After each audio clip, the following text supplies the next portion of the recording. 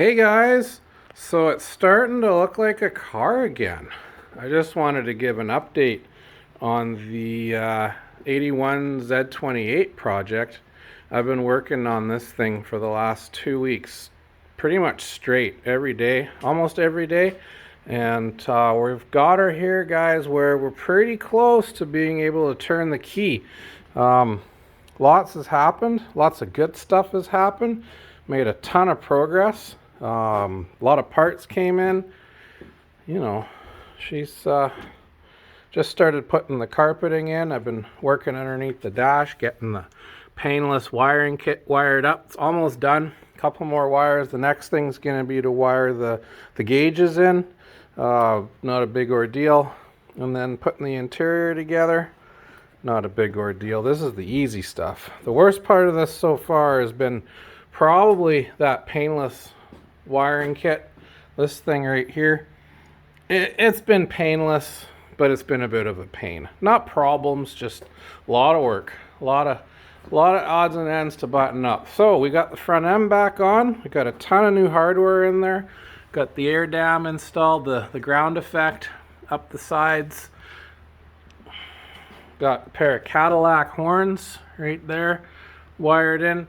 Got the motor, put oil in it today. Haven't added water. We're going to add water probably tomorrow.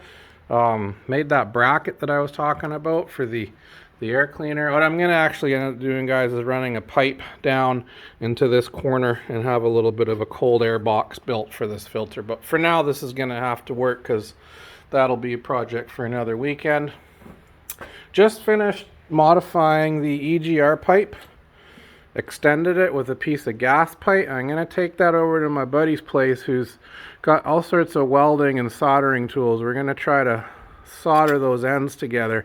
I don't think you're going to be able to weld them because it's pretty thin material, and I think this yellow part is a steel and this is an aluminum, because when I cut them with the zip cut, this one produced little to no sparks and this one produced orange sparks. So there's a different metal. Hopefully we can solder it or come up with something. You know, in the end we might end up using JB Weld.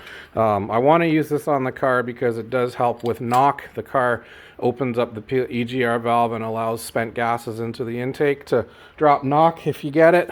And I like to run cheap gas. I know this thing's probably going to need mid-grade to be happy. We got our Evil Energy 6AN fuel lines run, guys. They connect up to the fuel rail right there, and then they run all the way down the back to the EFI fuel tank, the Spectra Premium tank we installed. We got our new tires, Mickey Thompson Sportsmans. These are the STs, not the SRs. Brand new from Summit. Awesome tire. That's a 215/70. And our weld rims, gorgeous rims. Brand new front rims, and I had a pair of rear rims that were used, 15s. There's the rears. These are the same tires, Mickey Thompson Sportsman STs, 275/60s, and they're on a 15-inch rim. So if you like the way, I don't know if you can really see it that good. If you like the way the stance is, that's the size of tire I use. Now this thing is up on jack stands. They're under the axle. So that does give you the amount of gap over the fender, which ain't bad. We're going to muck with that a little bit. Here, I'm going to zoom out so we can see. There, now you can see it a little better. So out back, I installed the back half of the Pipes Street Flow 2.5-inch exhaust kit. I'm going to actually cut these tailpipes off right here and have just a little rounded, exhaust pipe popping out each side. It's how I had the exhaust on this car before, like 20 years ago. We're going to stick with that. I like the way it looked.